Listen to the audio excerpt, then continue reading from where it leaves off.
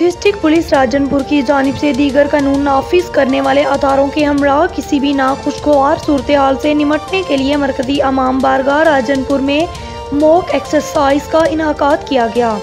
Mock exercise में district police Rajanpur के साथ एलियट फोर्स, पाक फौज, रेस्क्यू 1112 CTD और दीगर कानून नाफिज करने वाले अदारों के जवानों ने हिस्सा लिया।